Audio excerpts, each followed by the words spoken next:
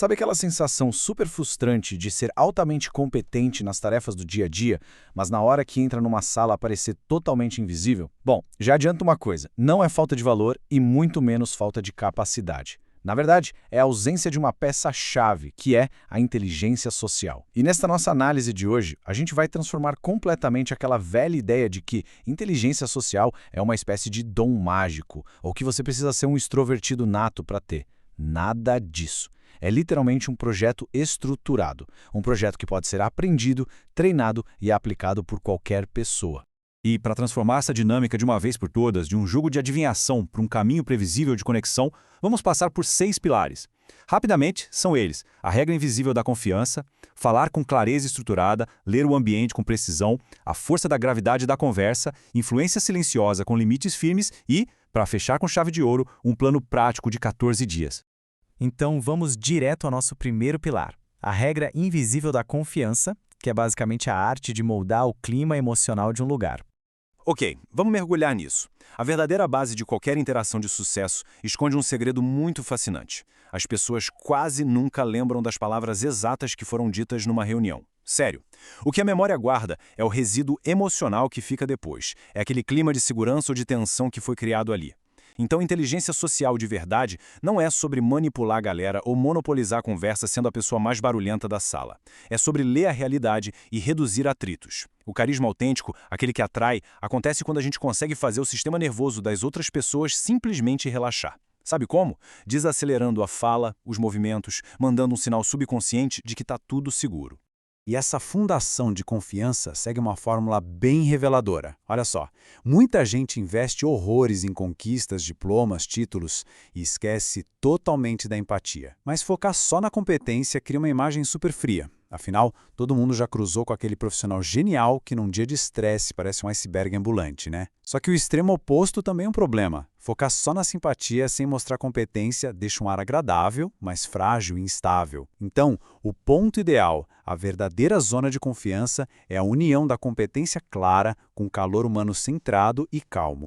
E tem um princípio de liderança que é simples, mas absolutamente poderoso. As pessoas não seguem a voz mais alta da sala. Elas seguem a pessoa mais constante. Constância emocional é lida na hora como liderança autêntica. Por quê? Porque mostra que a pessoa aguenta o tranco no momento de tensão sem entrar em pânico, passando aquela sensação boa de que o barco está sob controle. O que nos leva perfeitamente ao pilar 2, falando com clareza estruturada. O imenso poder da restrição intencional.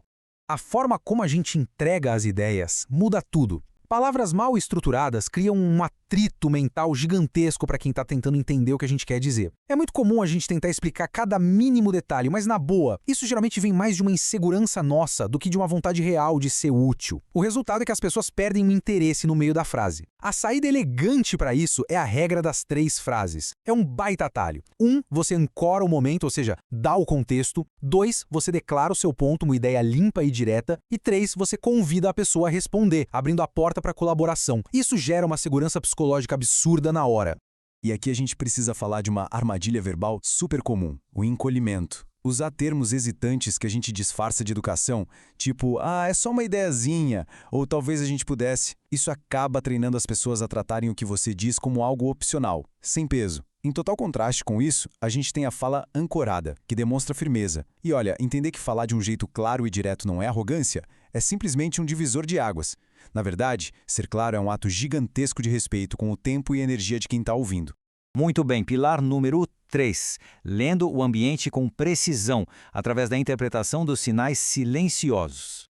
Mudar a chave de falar para observar é vital. E calma, não é virar um detetive tentando desmascarar os colegas, tá? É só verificar a realidade de forma genuína. Agora, o que é realmente interessante neste slide é o agrupamento de pistas não verbais que as pessoas emitem naturalmente quando o estado emocional delas muda. Pode ser um olhar procurando a porta, uma resposta que de repente fica rápida ou lenta demais, os ombros ficando tensos e defensivos, ou até uma micromudança no tom de voz. Esses sinais são ecos do que está rolando lá dentro da cabeça delas. Mas tem um perigo gigante aí. Tirar conclusões precipitadas com base em um único sinal isolado é receita para o desastre. Pensa bem, alguém de braços cruzados numa reunião pode não estar com raiva de você. O ar-condicionado da sala pode só estar congelando mesmo. Sabe, a ansiedade adora colocar uma máscara e fingir que é intuição apurada. O segredo da maestria aqui é ler padrões, clusters, conjuntos de comportamentos que confirmam a sua leitura de um jeito equilibrado e real. E é exatamente por isso que a verificação é inegociável. Fazer perguntas leves, não invasivas, os famosos soft checks, isso é a ferramenta definitiva para abaixar as defesas de qualquer um. É uma checagem empática, que troca aquele jogo tóxico de ficar adivinhando tudo por um convite real à conexão. Essa abordagem respeitosa cria um espaço seguro para a verdade aparecer. Chegamos ao pilar 4, a força da gravidade da conversa. Ou, em outras palavras, como fazer as pessoas quererem ficar perto de você. A ideia de gravidade numa conversa é uma metáfora incrível. Não tem nada a ver com forçar uma energia caótica ou tentar ser o comediante da roda. A gravidade de verdade vem do ritmo, das pausas, daquele compasso cuidadoso que faz a interação parecer um porto seguro. Para ligar esse interruptor da simpatia, a gente foca na validação, que é confirmar que as emoções da pessoa fazem sentido, foca também na especificidade e na realidade compartilhada. O que é isso? É simplesmente dar nome ao clima atual da sala de um jeito leve, tipo, nossa, essa pauta de hoje está bem intensa, né? É essa regulação emocional fina que cativa as pessoas. E o jeito que a gente expressa curiosidade muda totalmente essa dinâmica de atração. Perguntas pesadas, diretas demais, como um "por que você fez isso?", empurram a pessoa na hora para uma postura de defesa. Soa como interrogatório, liga todos os alarmes. Em total contraste, perguntas mais espaçosas, mais serenas, como o que te levou a essa conclusão?", convidam a mente a refletir sem medo. A conversa deixa de ser um campo de batalha e vira uma exploração em equipe. O que nos guia para o pilar 5? Influência silenciosa e limites firmes. A arte de se tornar a âncora emocional da sala.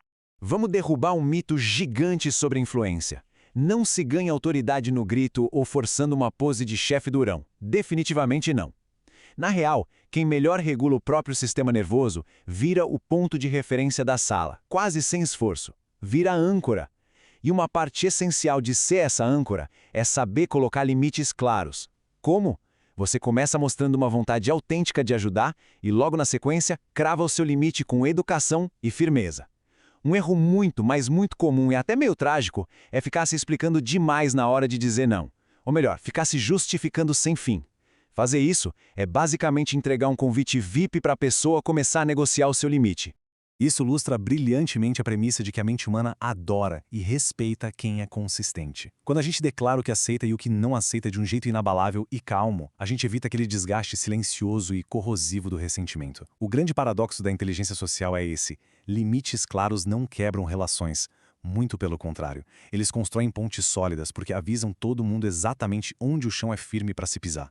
E assim chegamos ao nosso 6º e último pilar. O plano social de 14 dias. Como colocar tudo isso no piloto automático.